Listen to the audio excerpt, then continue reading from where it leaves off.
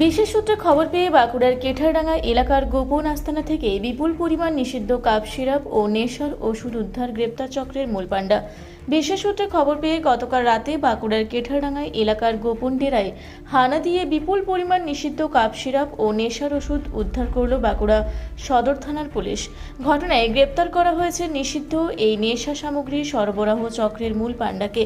ধৃতকে police হেফাজতে নিয়ে এই চক্রের সঙ্গে যুক্তদের খুঁজে তল্লাশি চালানো হবে বলে জানিয়েছে পুলিশ।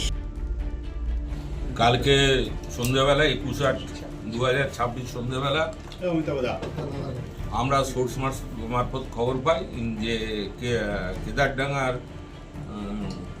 জাকির ভুইয়া বলে একজন, সে কিছু নেশার কাপ সিরাপ যেগুলো হয় সেগুলো এবং নেশার যে ট্যাবলেট যেগুলো সরকারিভাবে ব্যান্ড বা প্রচলিত নেই সেগুলো সে বিক্রি করছে।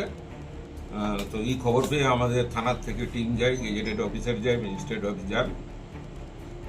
তো আমরা সেই সোর্স ইনফরমেশনটাকে কাল্টিভেট করে জাকির ভুঁইয়া 40 বছর বয়স, বাবার নাম মৃত রহিম ভুঁইয়া, কেদারডাঙ্গা মসজিদ গোড়া বাড়ি, তার কাছ থেকে আমরা টোটাল 22 বোতল কাপ সিরাপ পেয়েছি।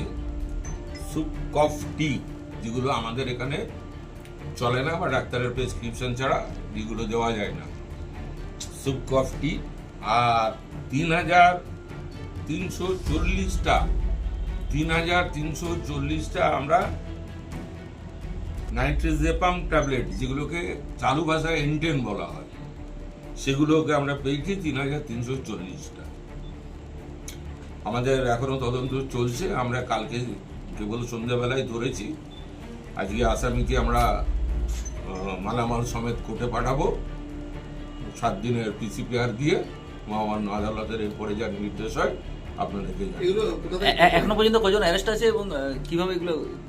এটা আমরা একটা সোর্স মারফত খবর পেয়েছিলাম যে কেদারডাঙ্গার জাকির ভুঁইয়া বলে কেউ একজন এই ব্যবসাগুলো করছে। তো আমরা সেই সোর্স ইনফরমেশনটা কাল্টিভেট করে তারপরে এই ইনফরমেশনটাকে আমরা ওয়ার্ক আউট করি। একজনই কি অ্যারেস্ট? এখন আপাতত একজনই অ্যারেস্ট হয়েছে।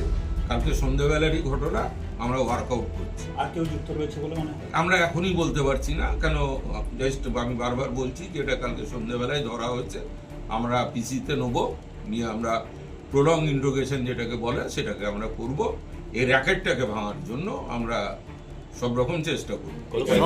টার্গেট কাস্টমার বেস কিরকম, কি জানতে পেরেছেন? আমি বললাম না, এটা একদম ইনিশিয়াল স্টেজে রয়েছে। আমরা বাঁকুড়া থেকে মানিক কর্মকারের রিপোর্ট, রূপসী বাংলা মিডিয়া।